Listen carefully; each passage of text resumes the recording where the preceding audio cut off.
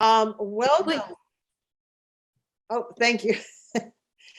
Welcome everybody, and thank you for showing up tonight on this rainy night. And as we speak, I don't know if you can hear it, but compost is being made. It's made every second of every day. So my name is Kate Caldwell, and I am a member of Illinois Food Scrap Coalition, and I'm a backyard composter. So welcome to returning participants for Compost Awareness Week, for any of you that have been attending any of the previous events for this week, which is May 1 through 7. And also welcome to newcomers. I see some newcomers. Feel free to wave. I like waves. That is fantastic. Okay, so what we're going to be doing today with our event, this is the last of our events for Compost Awareness Week, May 1 through 7. And this one is called the On-Farm Tour Experience. So the best thing would be if all of us were actually on the farm touring, but because that isn't possible, we have some amazing recordings from two of our farmers from the south suburbs of Chicago. So before we get started, I wanted to give a little bit of background for Illinois Food Scrap Coalition, if you can bear with me. It was founded by very passionate people 10 years ago with the principal mission of diverting food scraps from landfills. And Illinois Food Scrap's role is to compost those food scraps. So instead of sending them to the landfill, the principal method is for composting. So the role is to, as far as Illinois Food Scrap Coalition goes, IFSC, is to work to support Illinois composting opportunities and infrastructure by educating residents and land managers and government officials about compost and the many diverse uses of compost. So we have our residents, our organizations, our municipalities. All of these are who can be reached by Illinois Food Scrap Coalition. It's a really cool group of people, and I am excited to be a part of that group. So May 1st through 7th, 2022 is officially Compost Awareness Week here in Illinois, and that is, I got to give a shout out to one of our IFSC members who pushed this forward to our Illinois state legislature to make it official that it is Compost Awareness Week here in Illinois. And we are teaming up with International Compost Awareness Week event that has been going on around the world, and it is celebrated every year the first week of May. So this year, our theme is Recipe for Regeneration Compost. And that means we will be sharing ingredients with you, because we're talking about recipes, to make compost. And if you're like, I don't know what to put in my compost, all of your emails does have a link to a recipe cookbook. So what are we doing today? Today, we are focusing on two farms from the south suburbs, Christensen Farms and Tulip Tree Gardens. And watch for those ingredients that will be going into the compost as we take a farm tour with both of these farmers. So a little bit of background of what we're doing right now. This program is scheduled to run until 8:30. If you need to leave before the program concludes, this program is being recorded and will be made available to you in our follow-up email, as well as our IFSC YouTube channel after May 8th. Also, make a point to link to compost, how to make the most of it. This is a program that is coming up after May 8th, and it's on May 11th, and there is a link out there from the University of Illinois Extension. This presentation is how to make compost. So if you're like, after watching this, you want to go out there and learn more about it, the Solid Waste Agency of Lake County and the University of Illinois Extension will be presenting that to you. Okay, so right now, all of you are on mute. So if you do have any questions that you want to shout out, you can unmute. But if you can please hold on until after the recordings are done. And guess what? I believe, I thought I saw somebody hop in. Am I right or am I wrong? Is Jesse Smedberg here? Oh, there he is. He's waving. All right, excellent. So Jesse is going to be our Q&A guru after both of the recordings have happened. So that's when, if you want to unmute and shout out some questions, that's fine. Otherwise, if you're kind of shy and you just want to type them in the chat, that is fantastic too. So without further ado, we're going to be getting started with our recordings. And again, you're going to feel like you're on the farm when you see these recordings, and you might even feel like you're flying. Okay, that's all I got to say about that.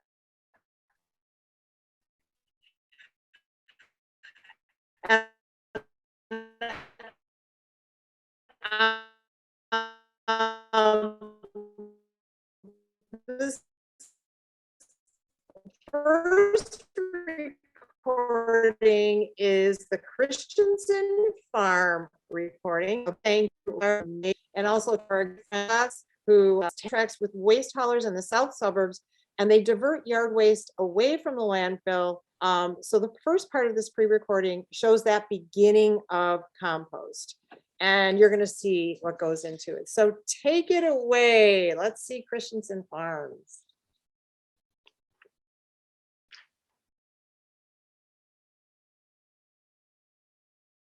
I think here. Okay, here we go. Sorry, I'll mute.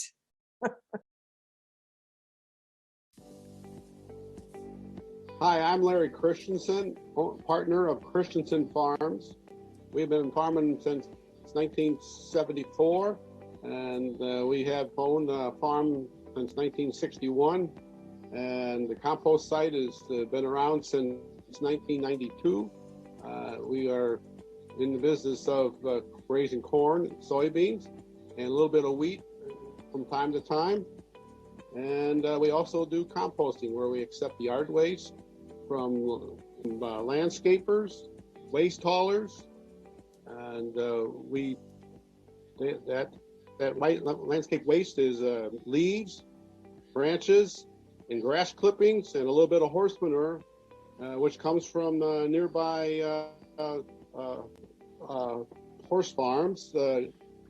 So this style started back in 1992, where we was looking for an outside income, and so I talked to a local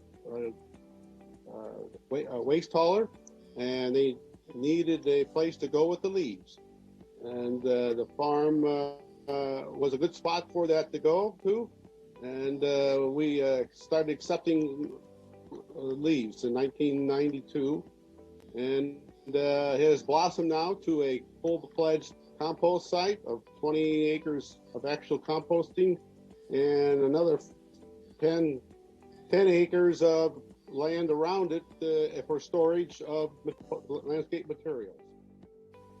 This picture here is the overhead view of our compost site, our 20 acre compost site.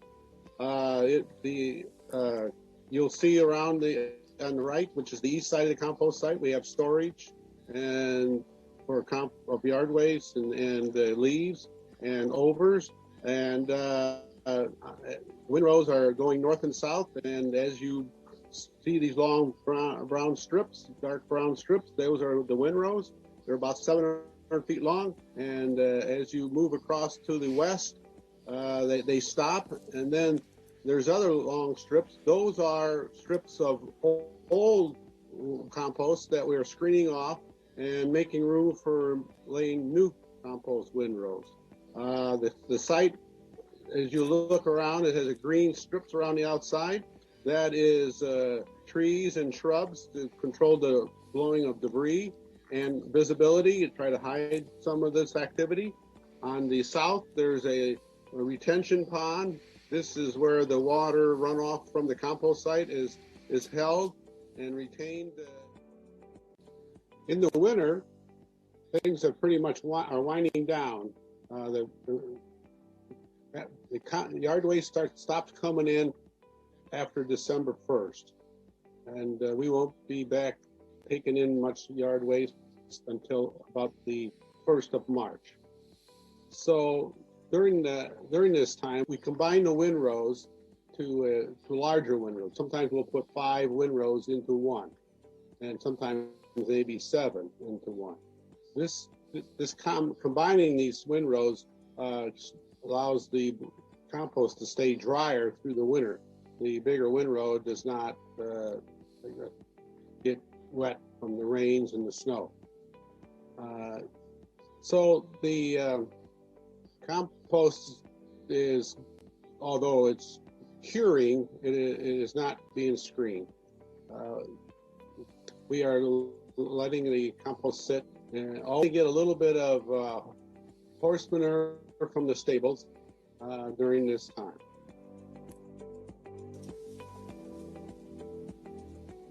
On the left, you can see the entrance to our compost site. It is a gate is used to control the customers who come in to dump.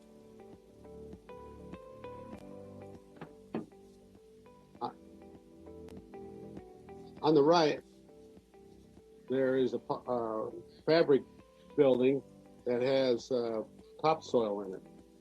We use that to blend with compost to make pulverized dirt.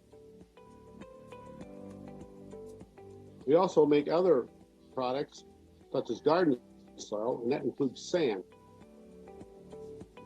We also have occasionally receive mulch, which is wood chips.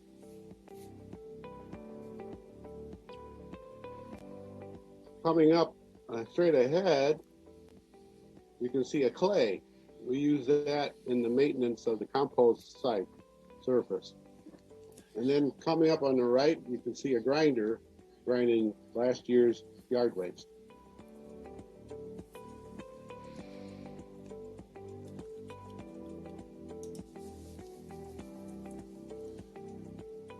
We take in about 60,000 cubic yards of yard waste per year.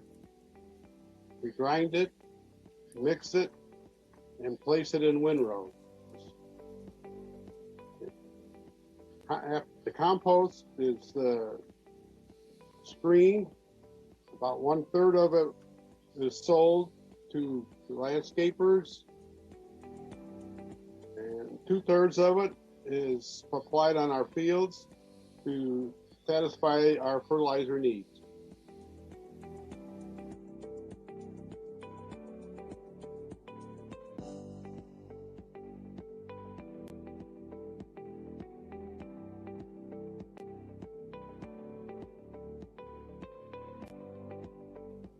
The pile you see here is leaves and branches from last fall.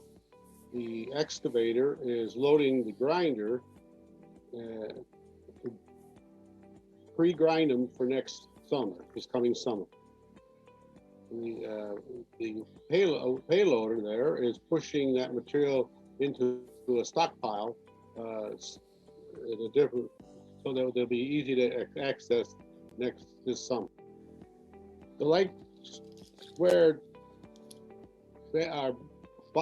blotches on the pile are yard waste bags. They are come within the yard waste. The grinder destroys them. The steam coming off the grinder is from the heat of the breaking down of the leaves. It's probably about 100 degrees.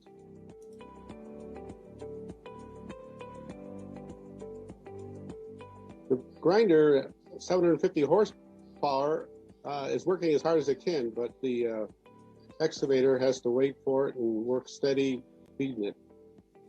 So the object is the slow and steady grinding process.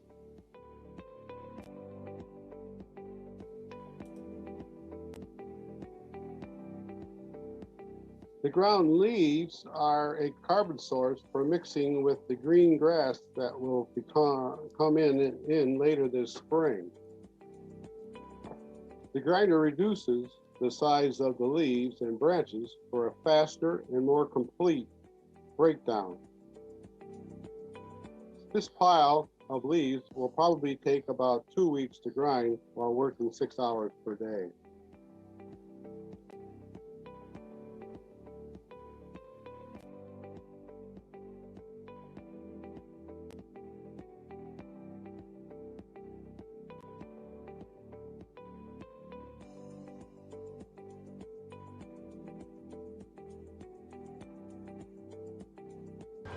Right behind me here is our Peterson Pacific grinder.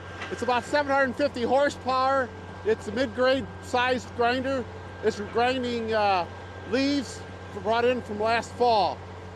We process the leaves before we put that in the windrows to make compost.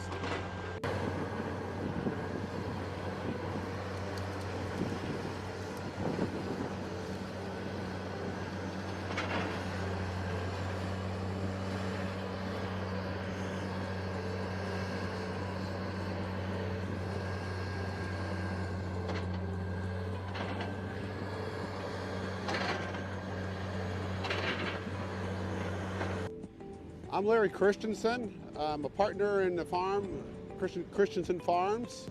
We farm about 1,600 acres of crops. Been doing it since 1974. And back in we got half corn, 750 acres of corn, and 750 acres of soybeans.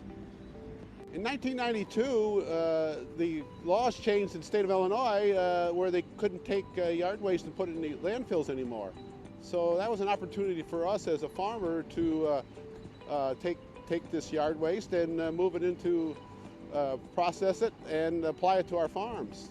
Over the years, we've been applying up to 20 tons per acre of compost, and that has a nutrient value that replaces our fertilizer.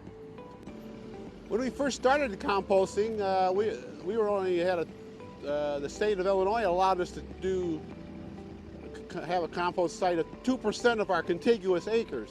Since we're on a 200-acre farm, that would have meant we only had a 4-acre site of composting site. Once we went to expanded beyond that, we needed to get a full EPA permitted site. And now we have a 20-acre site of composting conducting here. Back in when we first started taking yard waste, we could no longer we couldn't sell the product, so we would apply it on our fields as the soil amendments. But eventually, we got a permit to sell it through the Illinois EPA. That allowed us to sell compost to landscapers and to other farmers.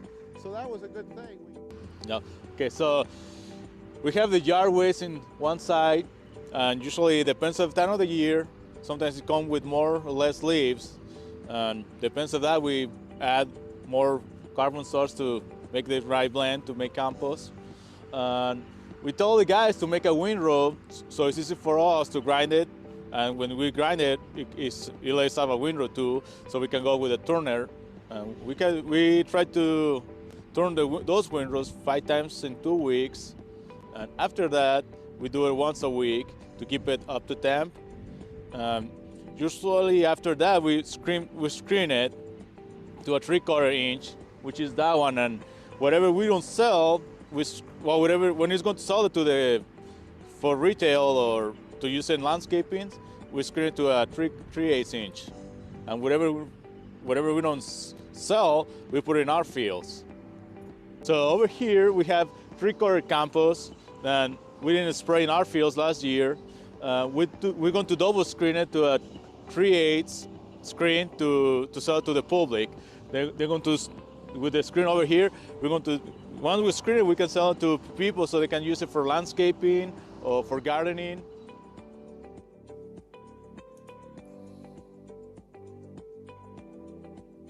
On the opposite side of the compost site, we have our screeners, where we run material after it has been in the windrows for up to 3 months.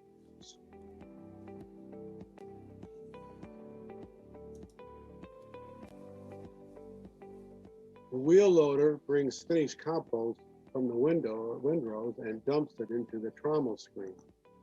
The screen spins and separates the large pieces of wood, which are called overs, and dumps them at the opposite end of the screener. Then discharges the screen material onto the stockpile conveyor. The size of the screen is 3/4 of an inch. The overs are moved to a different stockpile to be mixed in with fresh material that is brought in later in the season.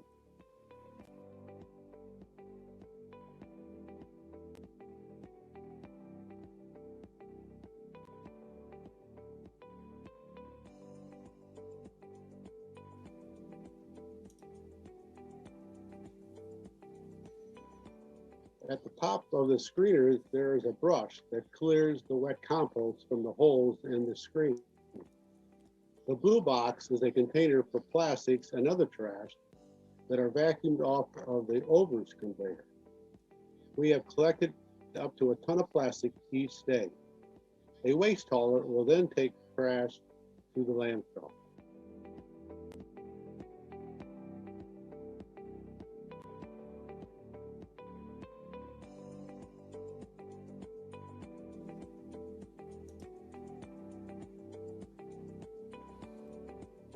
The finished compost from the windrow still contains plenty of contaminants, so it's not sellable. The kind of contaminants we see are plastic bags, water bottles, and plant containers from landscaping. The finer the screen, the fewer the contaminants. But that makes the process much slower. The more time it takes, the more money it costs us.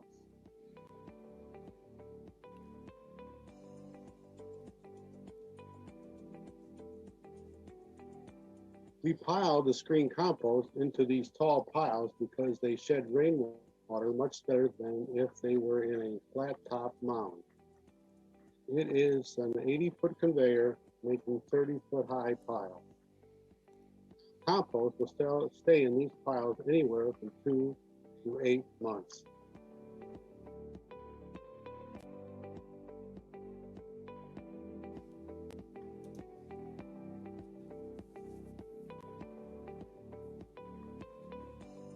Here we have the wheel loader getting another load from the winter windrow.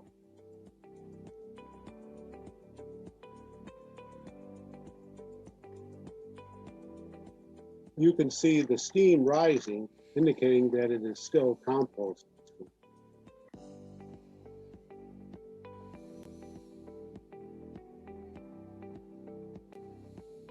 The wheel loader passes by new landscape material that has come in this spring.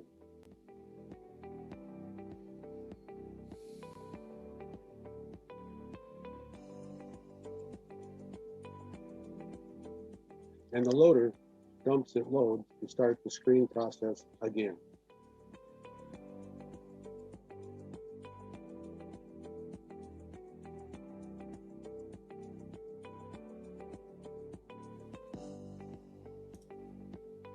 The 3/4 inch compost is a universal size that can be used in our farm fields and in soil building projects.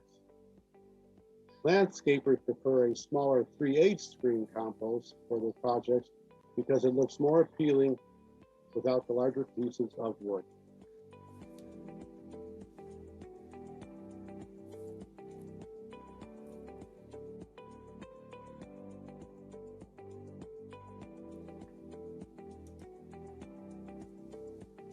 This trommel screen is being moved by remote control. The operator of the remote is in the wheel loader that we see nearby. This screener is used to produce 3/8 inch compost from the 3/4 inch. Then we will sell this product to landscape. We will not screen to 3/8 until we have a committed buyer because the 3/4 inch compost stores better and does not become waterlogged or packed down.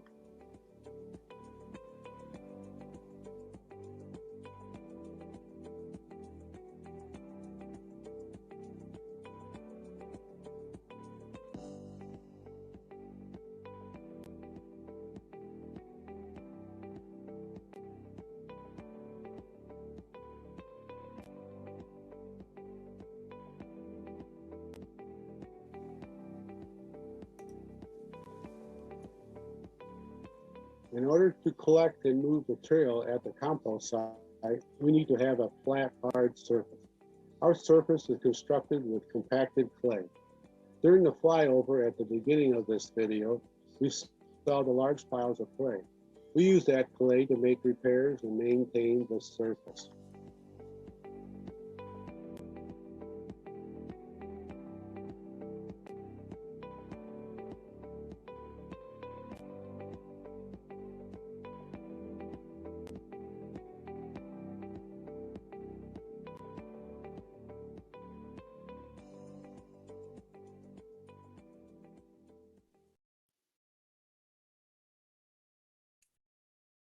Well, that was fantastic.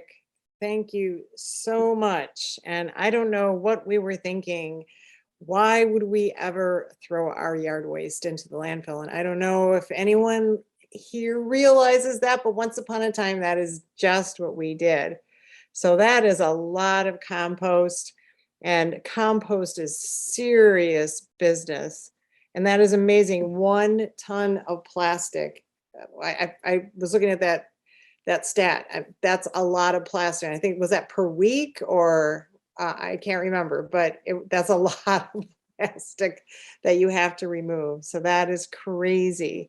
And what's really awesome is you're composting on your farm and you're using it on your farm. So that is absolutely amazing. All right. So I'm sure you're just busting out with questions. If you can hold them for a minute. We have another farmer from the south suburbs that is going to be chiming in, because what happens to this finished compost? What do you do with it? And so we have a recording from Tulip Tree Gardens. They are a regenerative farm, and I want to give a big shout out to Rachel Smedberg, who created this recording, and to Jesse Smedberg, and to Charlie and Wyatt and Acre, and everybody. You're going to see pigs and chickens and worms and all kinds. So big shout out, a thank you to everybody. So Tulip Tree Gardens is a regenerative farm in Beecher, Illinois, open to the public, by the way. And regenerative farming is a farming method where the priority is soil, healthy soil that can only be gotten from one of nature's most powerful forces, compost. So listen to this next recording and see if you can pick out ingredients that are being used to make healthy topsoil.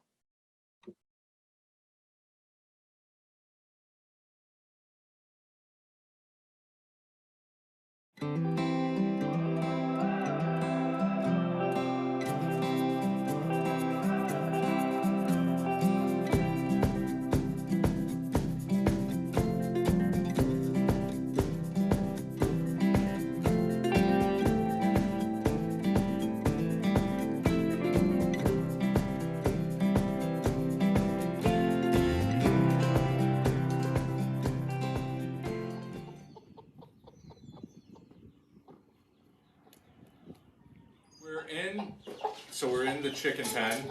It's a converted silo, as you can see, an old grain bin. And what we do here is we have our roosting boxes for some of our hens, but we also raise up our baby chicks in here. We have a pen, a small cage, which when they're very young, they go in there where they're kept safe from the other chickens and some of the roosters. They can get a little bit crazy. And as they get older, we open the door and allow them to start integrating with the rest of the flock. We use actually the bedding. We use pine shavings for bedding, and we're about to change it out, but I wanted to show it to you like this. This is what's going to turn into compost now. And chicken manure bedding is some of the best compost that you can use on vegetables and food. All right, Charlie. So Charlie's got one of our chickens here. Charlie, what kind of chicken is that? An Easter egger. What makes an Easter egger chicken unique? Well, it's just the name of Easter egger. It's not anything about Easter, but Easter eggers lay all different color eggs, and they can come in different colors, older or younger, and they can, their eggs are smaller than the duck eggs, as usual chickens are. Thank you, Charleston. Thank you. We feed them some starter crumble. And this is a chicken egg that you see. It We is. feed our chickens an organic starter mix, obviously non-medicated.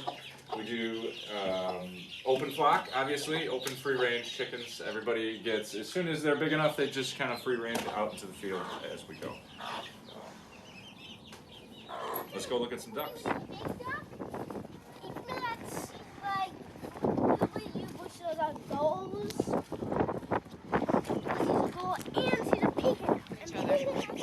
And then this is the chicken egg.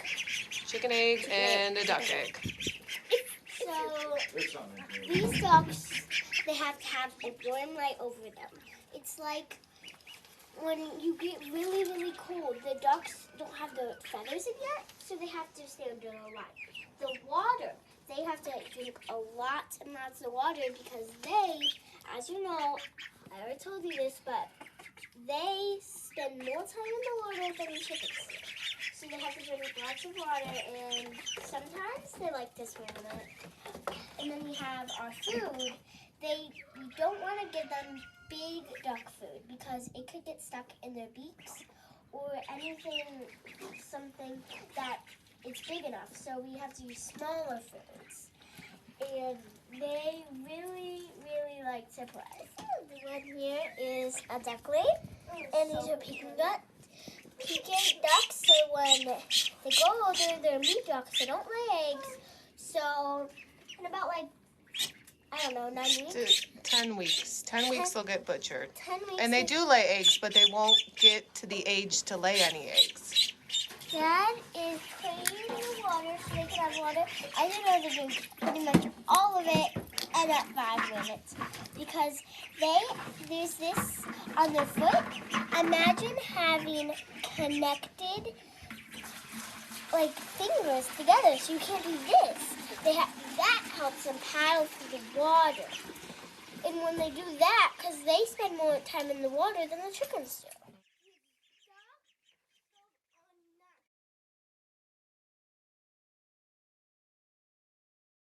Hi, all right, so we're in the worm farm today. We're down here in what we call the cattle barns, and if you look down, we have this plastic sheet here, and underneath this is where we raise all of our worms. It's a certain type of worm called a red wiggler, and they're really great at creating compost. So let's show them, Charlie. You want to help pull this over? Look at that. So this is all ready to be harvested. This is vermicompost. And vermicompost is made by all of these little worms here. Maybe you can zoom in and see them. I don't know if you can see some of Can you them. find one? Wyatt, can you find one? Little buddy. See that? There's a little one. It's a There's- little baby. And there's millions in here. And what they do is they break down different food scraps and break down different sources of carbon, like cardboard and different paper. And what this essentially is after the worms go in and eat all of the different food scraps and eat all the different cardboard and wood chips, then what's left is this vermicompost. And this is actually worm poop, yes it is. But it is this ultra fine, very silky smooth, nitrogen-rich fertilizer. And it's a really great top dressing because, especially for organic gardeners that are first starting out, you're not going to be able to burn your plants or damage your plants with with vermicompost as opposed to a traditional fertilizer. So one of the big benefits to organic gardening, you're not going to burn your plants. So what we're going to do now is we're going to go over to the greenhouse and we're going to meet Haley, and she's going to show you how we put and top dress all of our starts and vegetable starts with vermicompost. Come on.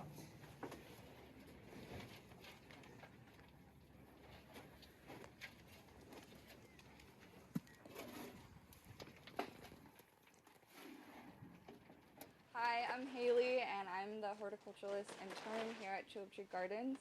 So we're in the greenhouse, and what we have started here in the front is our hemp starts. It's sour lifter strain. They started last week, so they're already popping up, which is a really nice start. Then farther back we have some herbs and perennial flowers, peppers, and outside we have all of our tomatoes hardening off.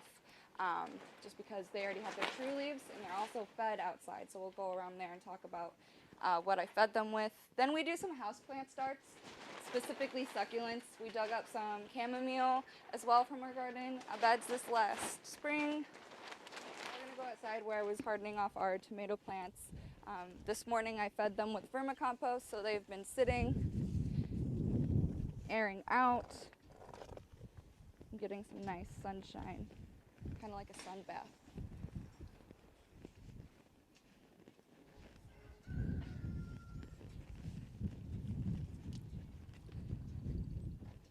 So all I did was I sifted that vermicompost this morning after I had raked it over and refed it. I sifted about a bucket full and came through here with my hands, and I carefully sprinkled the vermicompost over the tomato seedlings, making sure that nothing was left on the leaves of the plants though, especially out in the sunlight that was going to burn them. So I shook them off. And so we're in the farrowing barn today, and this is where we raise up our piglets. This is where our piglets are born. We have one of our pregnant sows right now, Mary, down in the field, and she's going to be coming in here. This is going to be laid in with a whole bunch of straw, and there's going to be a nice warm space for the piglets to be. And this is free-form farrowing, so we don't use any farrowing crates. We don't do any confinement of any kind. But they do produce waste, and obviously that will produce compost. So every day we come in through here and we shovel this out. We have some really great integrated drain systems in here that makes for a really clean, sanitary environment for the pigs. And we'll take that compost and we'll produce that, and that'll actually go onto our field. It's a little bit lower in nitrogen content, so it's not the type of compost that you're necessarily going to put into your vegetables, but it's a really great field dressing and great for pastures and things like that.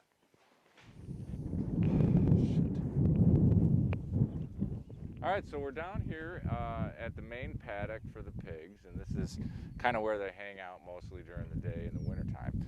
And we have Mary, and then we have Brownie, our boar, to the right. He's the brown guy.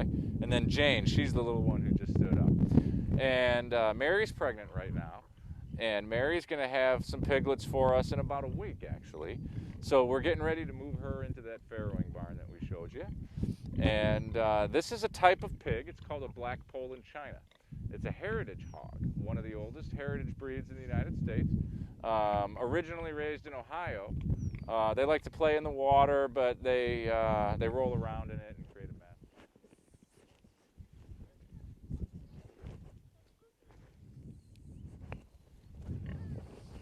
Hey, so this is Mary. She's pregnant. She's about a week out, I think, from having piglets. And we're going to try to check her and see exactly if she is really, really close or if she's got a few more days yet, okay? One of the ways we're going to do that is we're going to find out if she's lactating yet. Because as soon as she starts to lactate, you know that she's within 2-3 days, typically, maybe a little bit more of when she's going to give birth, okay? So we're just going to check underneath just like you would if you were a piglet. And let's see this 600-pound sow throw me around. Okay, so now Jane gets nervous, and Jane comes over, so I got to be careful about her. And Jane wants to protect her sister. And they love each other, and they love me. And I love them, and she's not ready. She's got a few more days.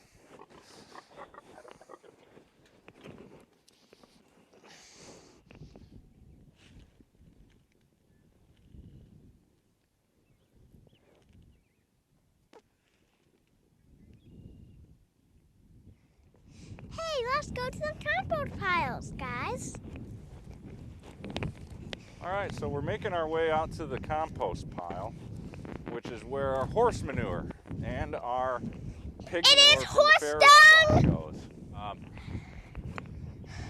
at different stages of breakdown, obviously. So, you know, this is the earliest stages. This is where we drop off early on. Then this gets rotated into a pile. And then this pile starts to break down. This is about a month and a half old over here. Maybe about 2 months old over here. Okay, it's already starting to break down pretty good. And if you dig down in here, look at that steam, just cooking. You could fry an egg in there. Could? Yeah, but you wouldn't eat it because, you know, it's poop. So. You could fry it? Hot, Wyatt? Yeah. How hot is it? So hot. I'm getting burned here. Ooh. All right, so This now let's is go look so at some hot. more aged compost. Look at it. And this is from last year. This is the stuff that we're putting onto our gardens now. That was when I was 5. I'm 6 now. And this is broken down, ready to go compost. We don't accept. We won't accept grass clippings that have been from lawns that have been treated or anything like that, so we typically won't accept any grass clippings. In terms of wood chips, we'll only accept wood chips from county contractors that have cut those trees from areas that have not been sprayed for mosquitoes and things like that. Also, sometimes when we do get deliveries from people for manure and things, a quick way to not be able to deliver anymore is to have junk in your manure. So one of our friendlies here accidentally had some cat cans and some garbage and stuff in their manure, so they have to come back and clean it up, and they won't be able to drop off here anymore. So one of the things to make clear is that whenever you're doing your compost, please separate accordingly, because it really does affect the final farm that it's going to, and it creates a mountain of work for us out here. So. And this is Acre, our Great Pyrenees dog. She's our livestock guardian dog. She loves humans, she loves kids, but she really loves her chickens and ducks. She lives outside year-round. She loves the cold weather. And we'd love to see you here at the farm, and you can meet Acre. Come on, Acre.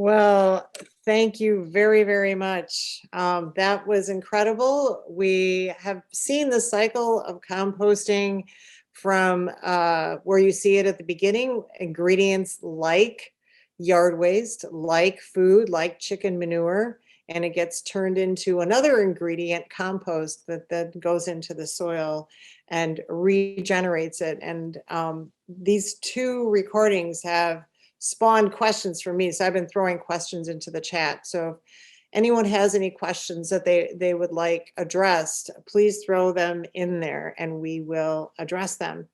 All right, so now we're going to open up the next part of our presentation to a live person. We've had virtual tours where you felt like you were on the farm. And there were beautiful recordings. You could almost smell that compost. And so now we're going to open up the screen to Jesse and Jesse Smedberg. Hello, Jesse. Jesse, you can unmute yourself, and I'm going to ask you to present yourself, like give a little introduction about who you are, even though you did a beautiful job in the video. And then Merlin is going to field questions from the chat. And we also have some additional questions from the farmer panel Q&A session that didn't get answered on Tuesday. That if we have time, we'll throw those your way too, Jesse, if you don't mind. For sure. All right. So thank you. Take it away, Jesse. Yeah. So my name's Jesse Smedberg. We started farming. We got on farm 4 seasons ago. Okay, so this is our 4th growing season. We were doing micro farming before that. We lived on 3/4 of an acre in town Crete, and I was working, full time, and we had a couple of newborn twins. And Rachel and I had really fallen in love with gardening, and we wanted to do more of it, right? So we ended up having to sell all of our extras at the farmer's market. So we fell in love with that. We fell in love with the whole lifestyle of it. Fell in love with soil.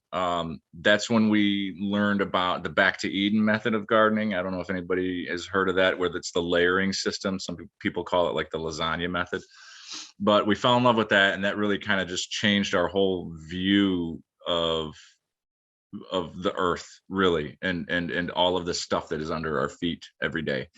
And so then, yeah, like I said, I was working, had a small business, primarily in engineering and project management, and I got overworked. I got burned out. I called my wife at 1 o'clock in the morning on New Year's Eve on the way home from a job site. I hadn't seen the kids in 2 weeks.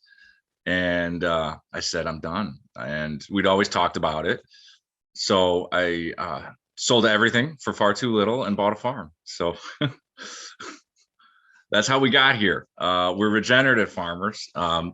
We've always done organic, so we don't really know how to not do organic. That's, we feel really blessed in that regard, because we never really had to learn conventional and then have to adjust to an organic method. I know that's got to be really, really, really tough for farmers to be able to make that transition. I can't imagine how hard that is. Other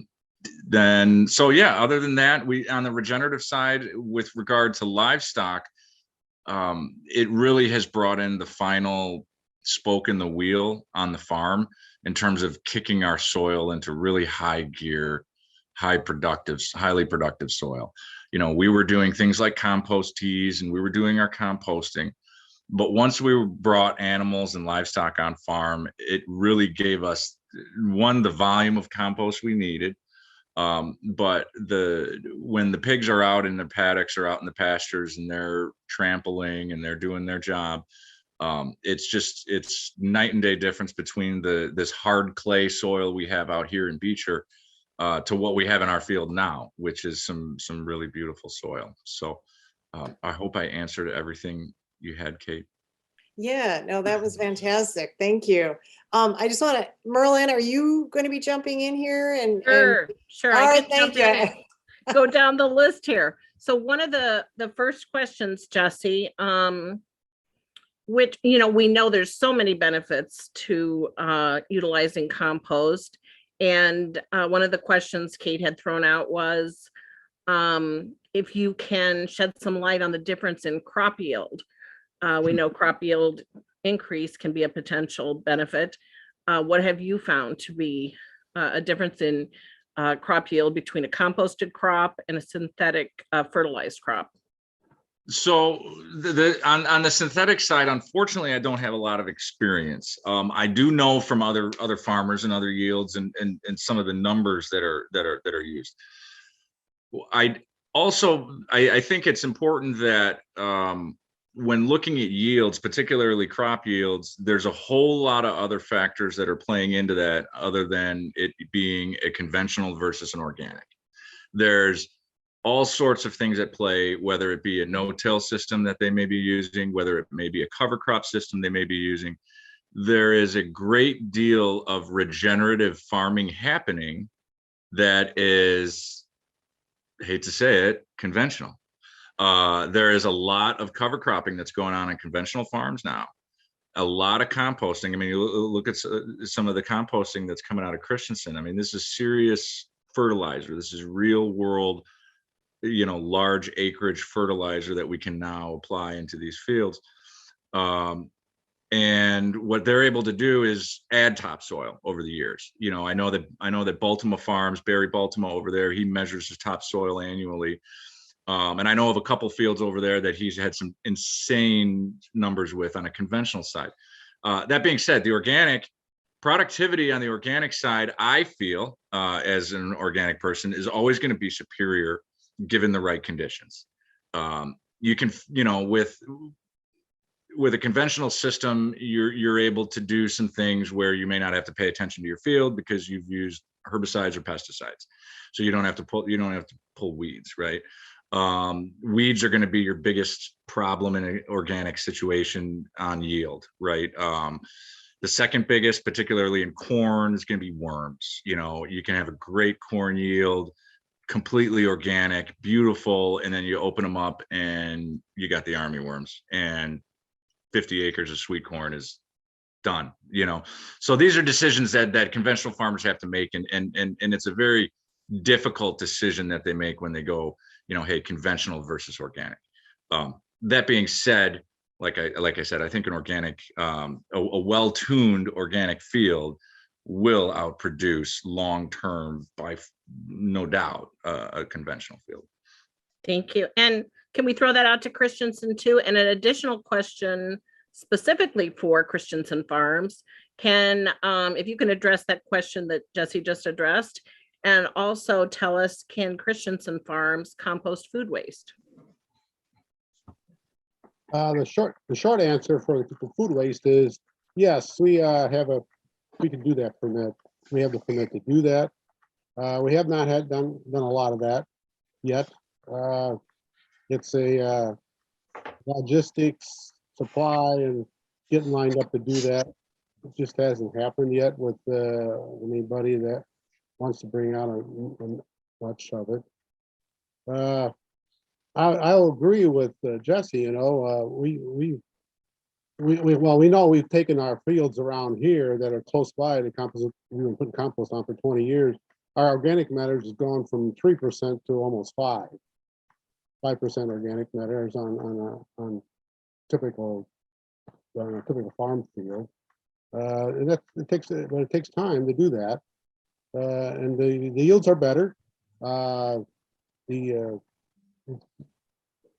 Putting it on does hurt your yield because you're driving on it with equipment. You know, it hurts some of that yield, but it's we don't put very little phosphorus and potassium on.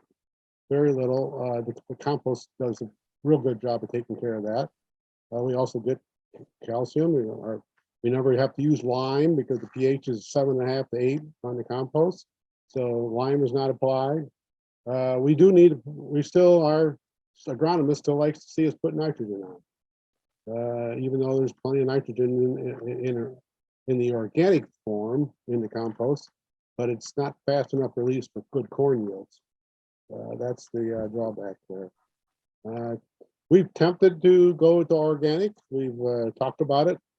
It's a high intensely labor management. We're pretty much overwhelmed with taking care of what yard waste is coming in now. We've got several employees full time. It's a constant busy fixing and keeping things rolling there. So yeah, it's a busy time around us all the time. Any other questions? I'll take them. I'm not sure I'm rambled on here. I'm not sure I caught all the questions. Thank you. Thank you. I guess the next one I'm seeing here on the list is directed at Tulip Tree.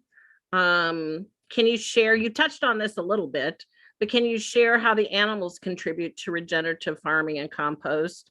And also related to that, which compost is a better quality, vermicompost or horse manure? And I will share a little story. My father, who I just lost last month, at 99 years old, he would have been 100 on Arbor Day, was still out in the garden. He taught me how to compost when I was a wee one. And I was out there like your children with my hands in the dirt. And we moved him into town just a couple of years ago because the place was too big and he was in his 90s. And he said, boy, I really miss the sheep. He was transplanting some of his berries. He said, I really miss the sheep right now.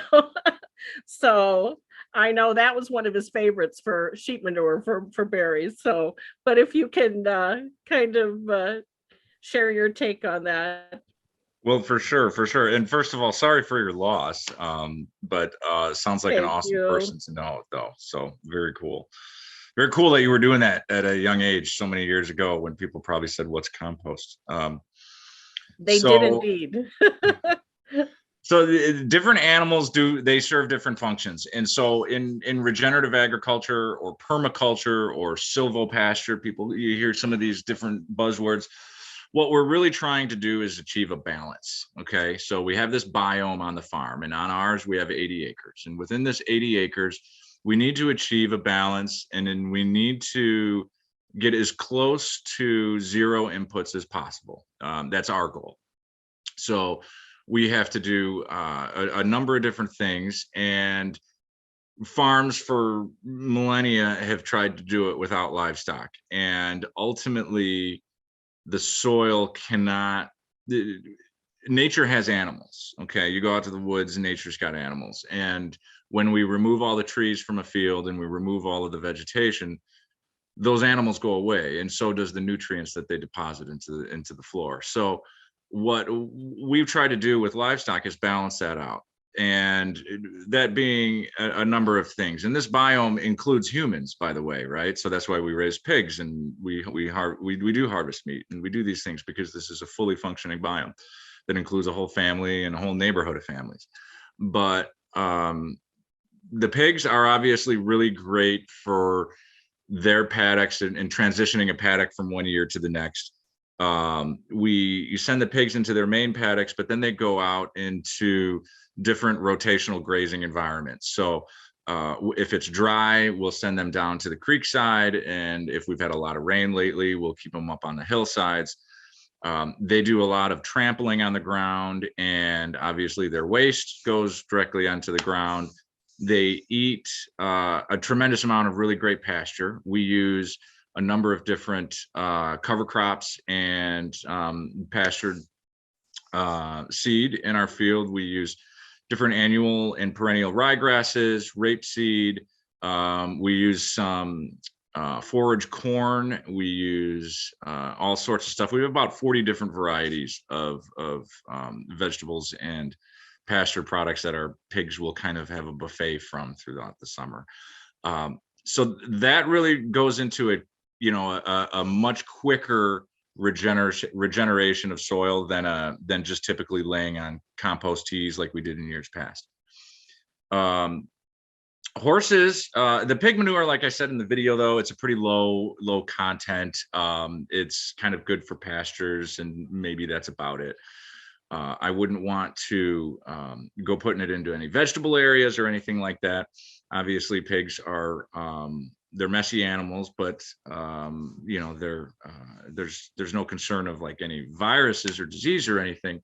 But in terms of a premium compost that's going to go on vegetables, we would look more towards our vermicompost. That's going to go onto our vegetable starts, right? So all of our delicate, gentle plants that we're still a little nervous about really rocking the nitrogen on, right?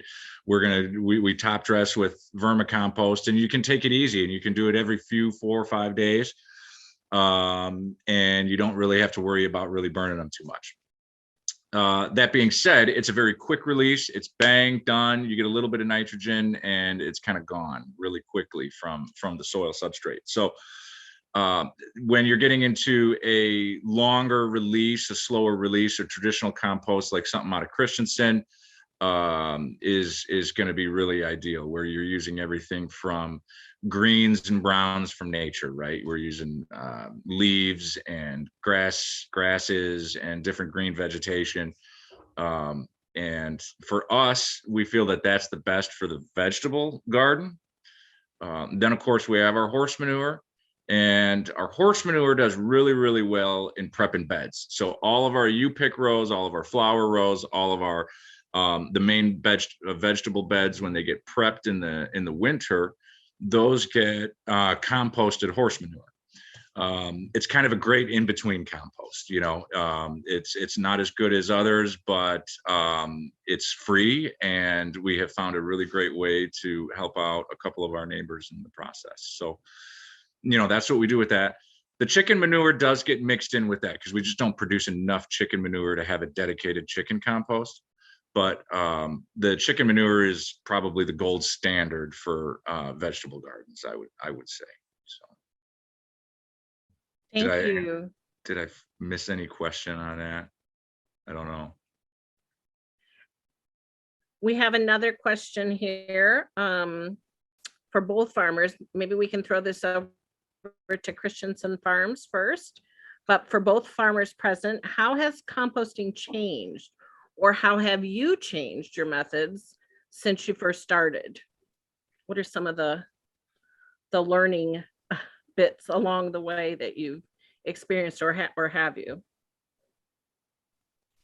Well, when we first started taking yard waste, everybody said this will be easy. You'll just they'll bring out the leaves and we'll throw it out in the field with the manure spreader. Well, that happened 1 year, and after that, it's a long story. Got to be, you know, but the bottom line is the bags blew around to the neighbors. They didn't like that, so that was a no. So that, and then the wood wasn't getting broken down, and they said they promised to chip it, and we'd never see it, but there was a lot of sticks of wood that were just not acceptable up in the field. So we had to start grinding it, and then grinding it meant there's still some too big pieces out in the field. They would get caught in the farm equipment, so we had to buy a screen to screen it. So it's all farming, composting. I learned a lot in the first several years of that story, and it costs money, more money every time we do it. So it's always a battle to get that money from the suppliers, and that means tipping fees have to keep rising up.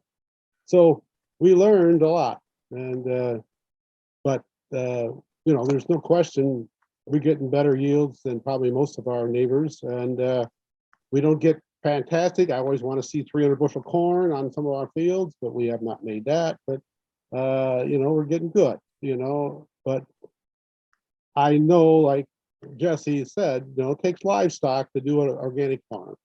You got to have that you got to have that livestock in the rotation. And we have not gone back to livestock. We used to have cattle. You can tell by the blue harvesters there that we had a lot of livestock. We had cattle on the farm, but they're being used in our grain processing now. So yeah, we've learned. It's a learning curve that takes years to establish.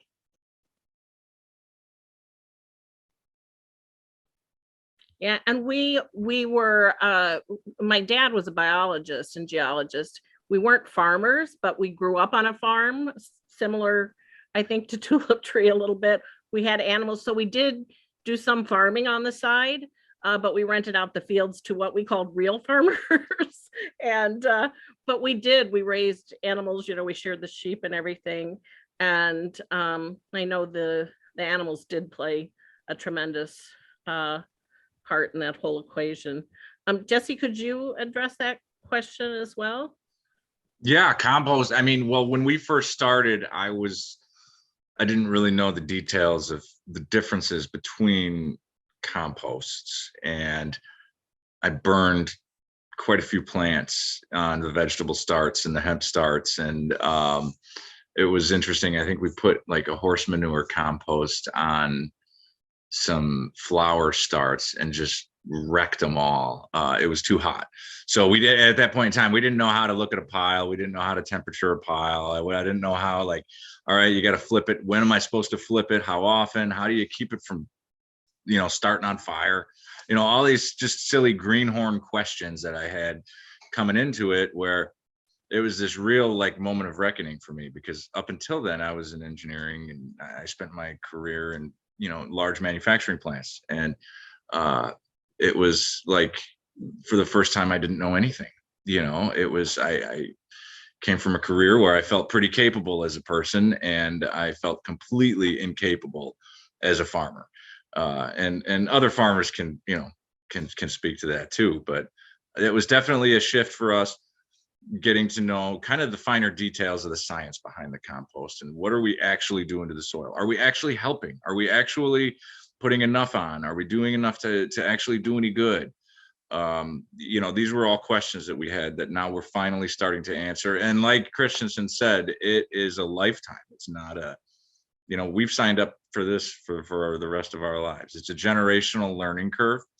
You know, we look at some other farms and multi-generation farms that have multi-generational learning curves that they've been able to kind of draw from. And when, you know, you're a greenhorn like me, or first generation, like, you know, like we are, you kind of have to do some catch up. So yeah, I guess that's kind of the main changes in compost that I've seen. I've completely ditched fertilizer. Years ago, we completely ditched fertilizer, which is nice. That's a big change. But Yeah, thank you. Thank you. We got another question for both of you as well. And by the way, we do actually have a large, he's really growing, but he utilizes the Eden's method in Lake County. We have a community gardener who's going into a lot of places where maybe there's not been anything growing in years. And he's really a firm believer in the Edens. So the next question for both of you, with the reduction of fossil fuel use, do you anticipate regenerative farming replacing conventional farming at some point in the near future? What have we got to look forward to? What are your thoughts on that? you want to take this one? Yeah, that's Larry. I'm Larry. So, but yeah, I don't know what to say. The fuel is somewhat minor on the farming comparatively, although the composter, we go through a lot of fuel and grinding and equipment and break that compost down, yard waste down. But farming, fertilizer uses a lot of petroleum, like uses a lot of natural gas to produce the nitrogen. So those are that fertilizer uses up a lot of the is going to be subject to a lot of restrictions over the years. It's a nitrogen user, energy user to get your fertilizer.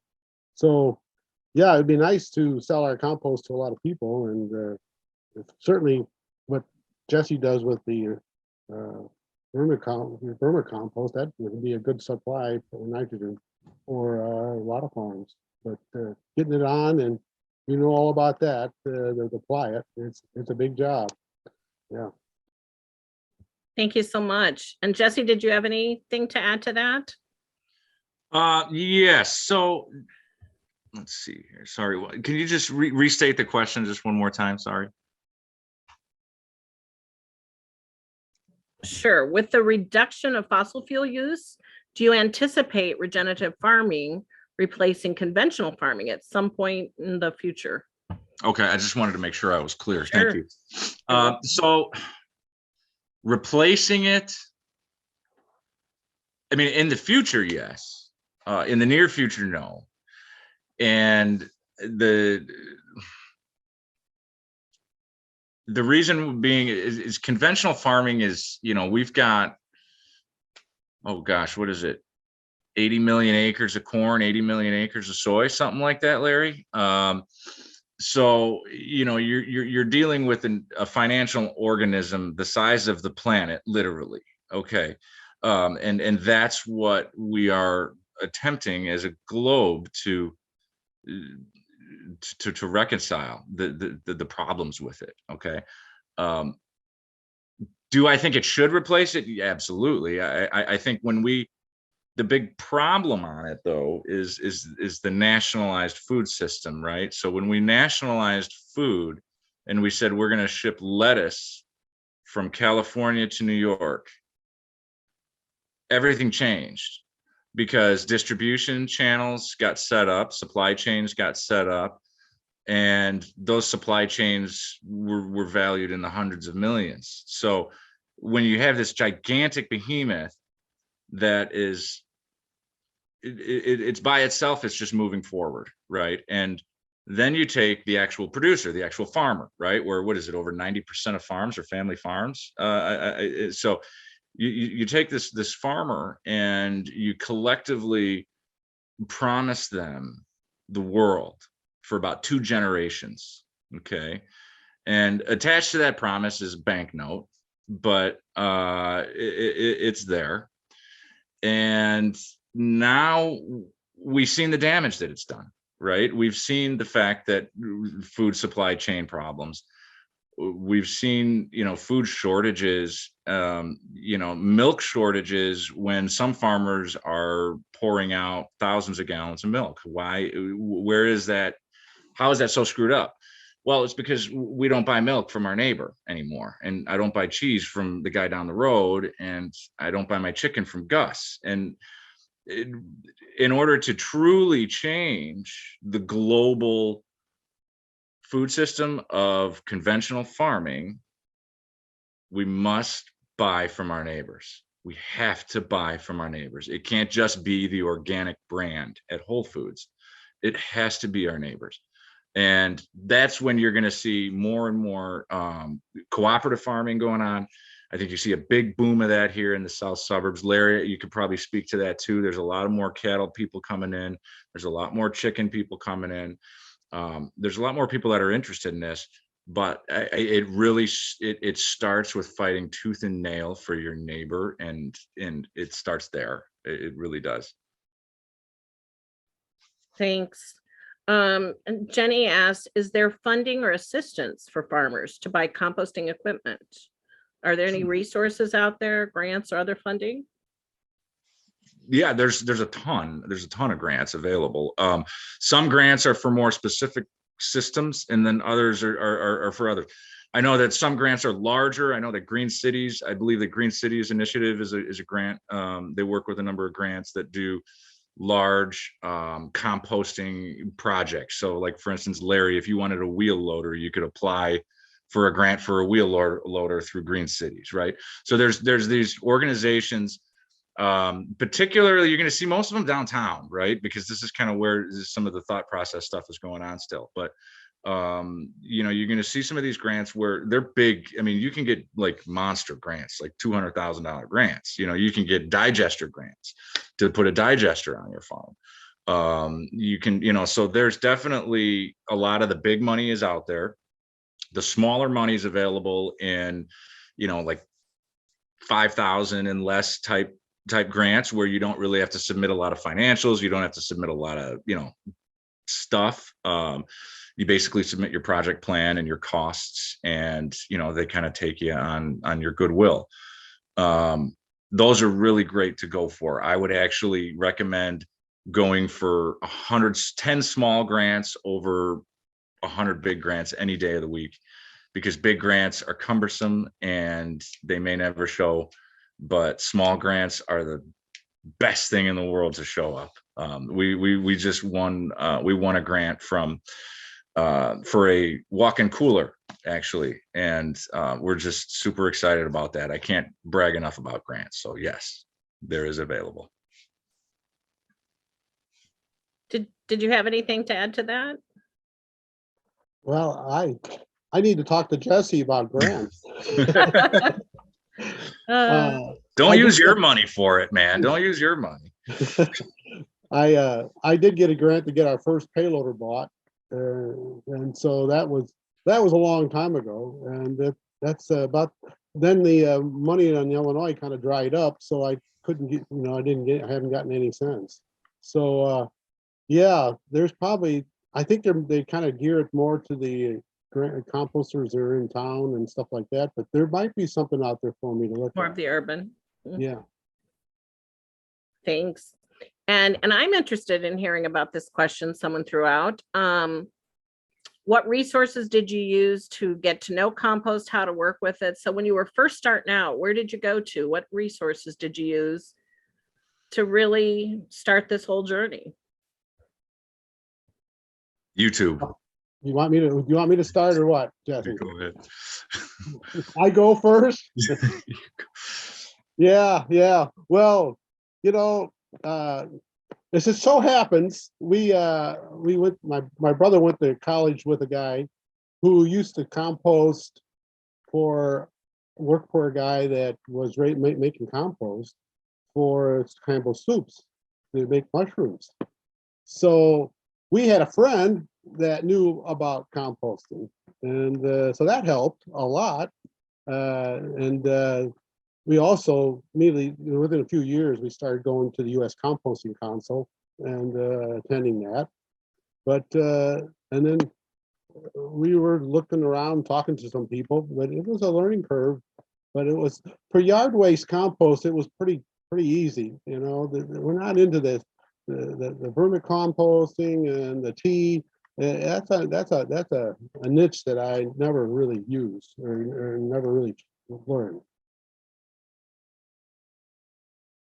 Thank you. Jesse?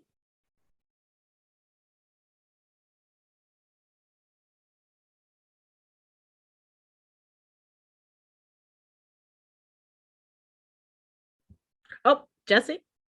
Sorry about that. Do there you you have, can you repeat the question one last time so I'm clear?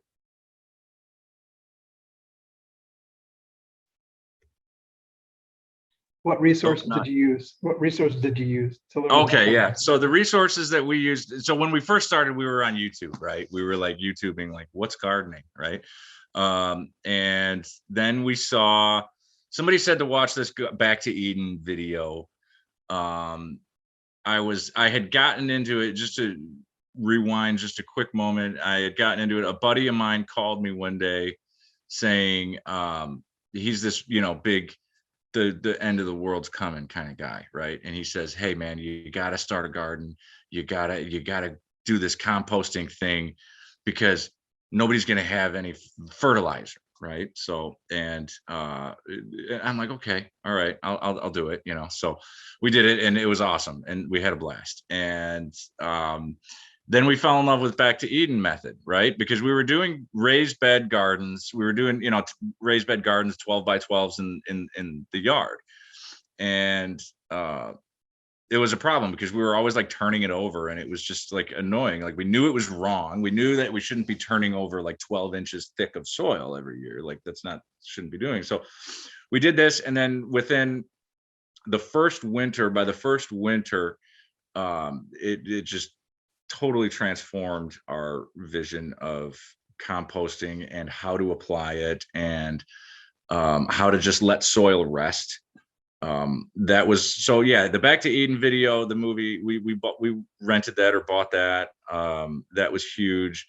But then beyond that, like me, I'm always interested in the science of something. So, I really want to get into the microbiology of it. I want to get into, like, now lately, last couple of years, we've really been into fungus and the mycorrhizal relationship between mycorrhizal fungi and the plants. It creates this really great, super highway of nutrients from carbohydrates and sugars crossing between the plant. It's a really great fungus. I encourage everybody to inoculate your plants with it. It's OMRI, totally organic, the best stuff in the world. I would recommend mycorrhizal fungi above fertilizer, actually.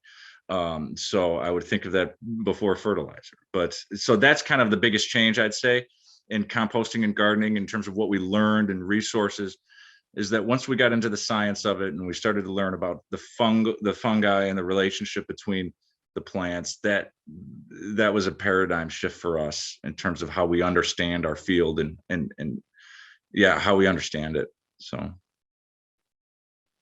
yeah, thank you. And for anybody else who's interested, I'm fairly certain, and I watched the Eden's film too, and it is really interesting and very inspiring. And he's got a number of people following him, but I think you can find that out on YouTube if I'm not mistaken. So for anybody here who's interested, it may be of interest to take a look at that, the film. What other? Somebody did ask if Eden holds Eden farming method workshops, and you replied in the chat that you do have a number of classes throughout the year. There was a comment too, 50% of habitable land is used for agriculture. Any comments on that? Any thoughts? Well, that's where the topsoil is going. Either of you, yeah. That's where the topsoil is going. And it's going in the rivers, it's going in the creeks, and it's 50% of habitable land used for agriculture. When the question, I think, is how much of habitable land is required to feed a community? And I think that would be a really interesting thing to see, because I would venture to guess that a 40-acre working farm could produce enough, fruit, vegetables, and meat for a veritable town for a year. So where does all the corn go is the question. Where does it all go? I don't know. Maybe Larry's going to have a better answer for me on that. But in terms of the 50% habitable land, we're going to see a shift in that. We're going to have to. I don't know. Larry, where does it all go? Well, it goes to a lot of things that we use in our food supply right now. You got the corn starches, you got the ethanol, you got the, you got the food ingredients for livestock that are in the cattle feeding operations, the chickens and the hog houses that are commercial, are buying crops all over the world. We sell a lot of crops to Mexico and Canada. So yeah, I don't know, but that's where that goes. I think a third or half of our soybeans right there in Illinois go to China. And that's, I think it's an interesting point where when you bring up the feed like that, because the feed situation you can highlight so when we do regenerative, we only can raise as many animals as our acreage will sustain, right?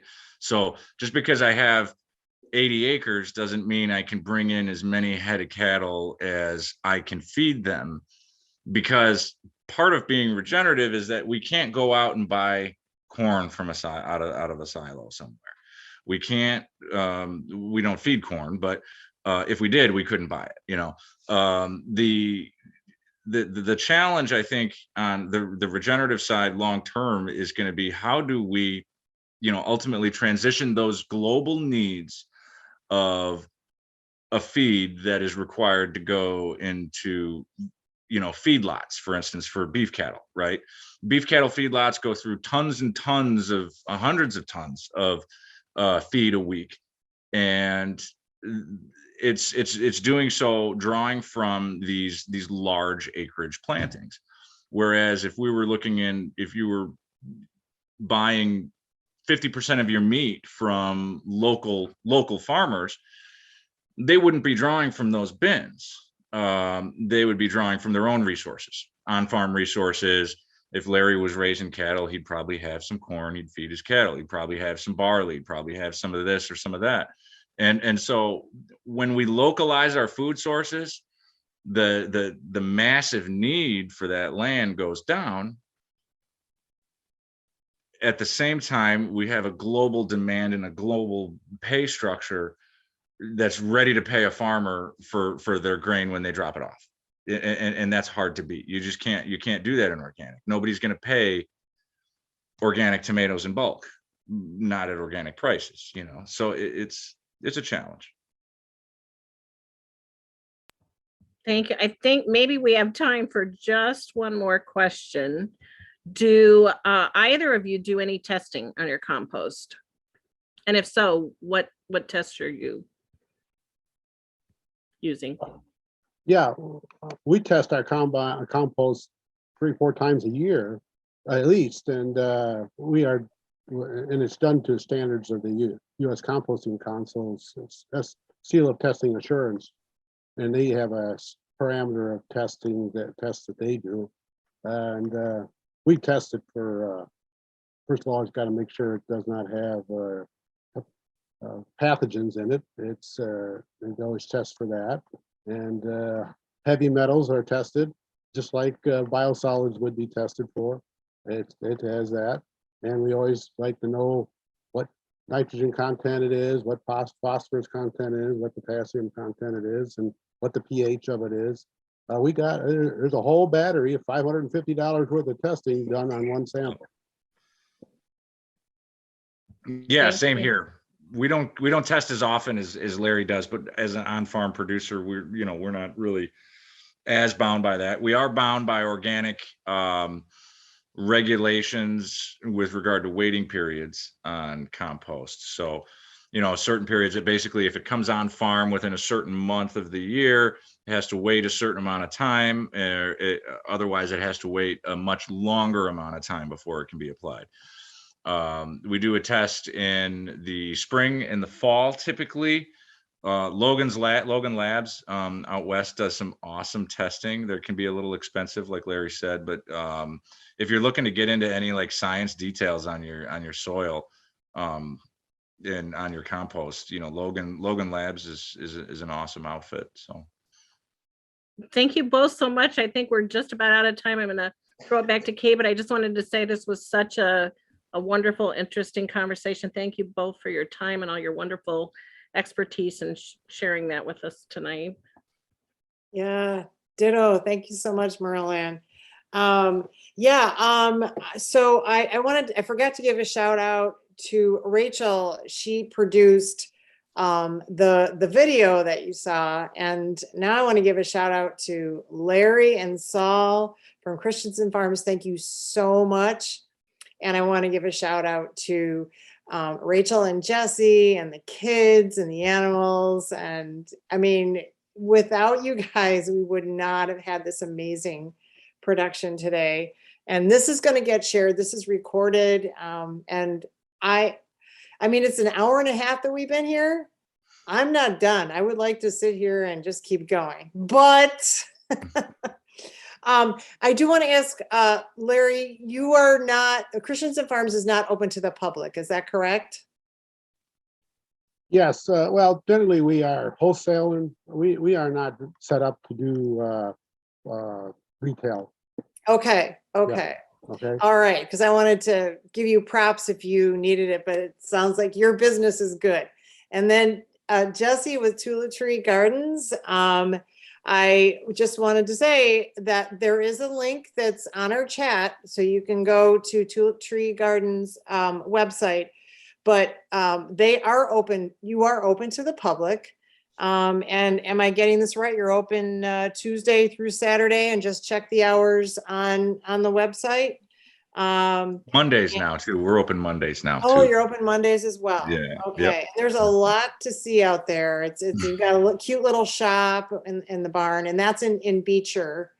And you also have a CSA. And I'm going to join. I wanted to do a garden.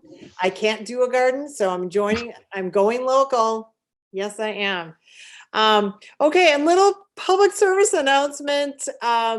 Even though Compost Awareness Week in Illinois is coming to an end, on Sunday, Collective Resources in Skokie will be having a compost gift back, I believe is what it's called, where it's $5 for 5 gallons of compost. And what is their ingredient? It's food. Amazing. So yeah. If you're not getting a bucket of food, though, you are getting a beautiful finished 5-gallon bucket of compost. And that link is on the chat as well. And then Merle Ann is doing a presentation on Wednesday, May 11th, compost, how to make the most of it. And that link is on there. And I've registered for it, by the way, Merle Ann. I want to make the most of it and learn how and why to use it. Even though I use it, I'm always amazed at what I don't know. So, but thank you, everybody. I think we're about to wrap it up, and yeah, have a wonderful night. And Illinois Food Scrap Coalition says we want to see more of Jesse and Rachel at Tulip Tree Farms and Larry and Saul at Christensen Farms. You guys are not going away. We'll be in touch. Thank you so much. Thank you. Okay, This is really great what you're doing. Thank you. Thank you. Right back at you. Thanks, everybody, for listening to me, and I enjoyed the talk. I really did. Oh, thank you so much, Larry. And I All just wanted right. to say, my father, who was probably out there farming, gardening for 80 plus years, said there's always, even up in his 80s, 90s, there's always something new to learn. Always. It's so exciting. Agreed. All right. Okay, well, thank you, everybody. I guess I'm weird at conclusions. I never like to say goodbye. I'm from Minnesota. Minnesota people never say goodbye. But we will all be in touch, and the recording is in the email, along with recipes for compost. And this is going to get shared. So thank you to everybody that was here right now, and